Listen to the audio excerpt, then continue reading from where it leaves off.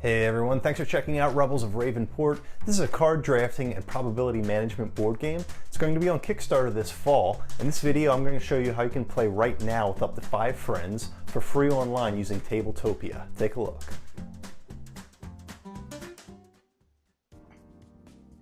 Okay, the first thing you'll do is go to the game's website, rebelsofravenport.com. The homepage is going to show you how to play, which is what we're going to be following along with. Then in the menu bar, click Play Online and launch Tabletopia. It's going to create a new room. Choose the amount of players and invite your friends. I recommend at least 3 players per game. I'm just going to be demonstrating with 2, but it's going to be more fun the more folks that you have in the game. So Tabletopia is a sandbox tool. It mimics a tabletop setting. You can draw cards, roll dice, and move pieces around just like you would if you were sitting at an actual table.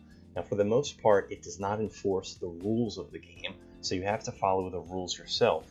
And there's a few different ways to manipulate the Tabletopia interface, so I'm going to show you the best ways to do it for this game.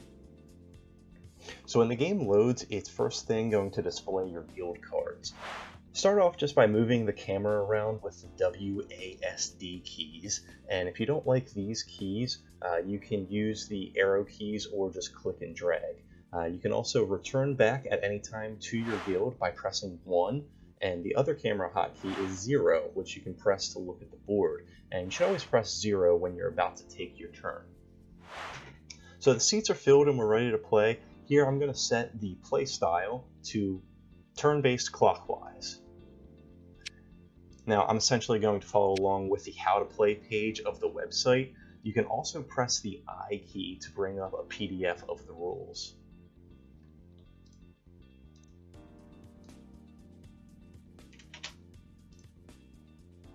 Okay, my first step is to declare a monster to attack. You can just say it if you're using voice chat. Here I'm just going to drag my pawn over to the goblin to declare that that's the monster that I'm going to attack. Now I'm going to select all 3 dice by holding shift, dragging over the dice, and then pressing the R key to roll the dice.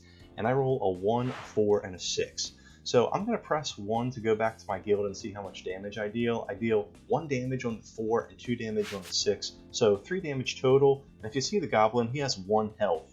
So I did 3 damage, so he is defeated. And here's what I gain. 1 victory point, which is the star icon, which I'll explain later, and 2 reputation tokens. Reputation is basically the currency of the game that you'll use to buy new cards. So here I'm going to take the 1 victory point and drag it over to my guild. And now I'm going to take 2 reputation by scrolling up on the mouse wheel. If you can see that, it says take 2, and dragging the 2 rep tokens out of the bag. Okay, my next step is going to be to buy a card, and let's take a closer look at those. So you can double click on a card to show it full screen. You can also press and hold Z to zoom to your cursor, and then you can move the camera from there. So I'm going to buy the Vengeful Initiate card. She deals 1 damage on a 3 and also has a power. Whenever I or any other guild defeats the mutant, I gain 1 reputation.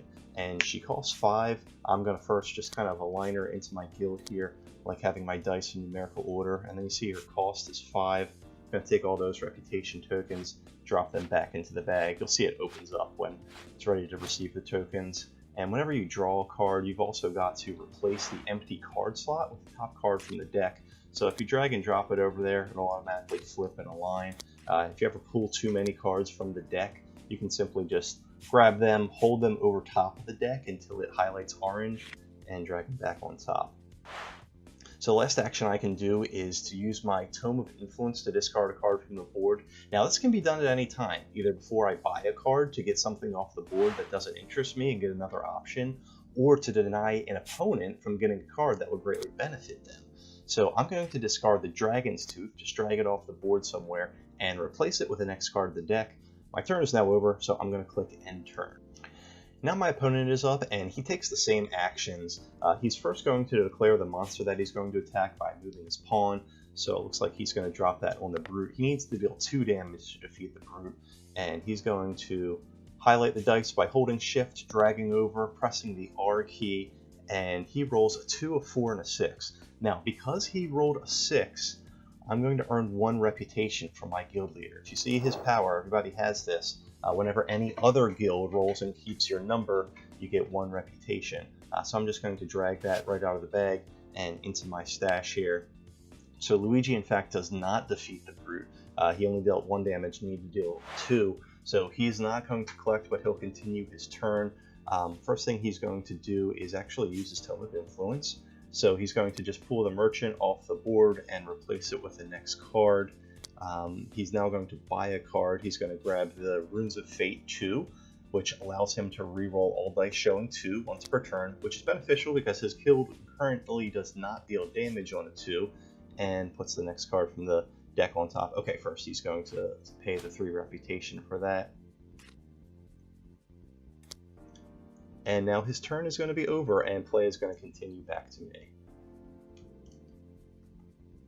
So that's the flow of gameplay. Now, how do you win?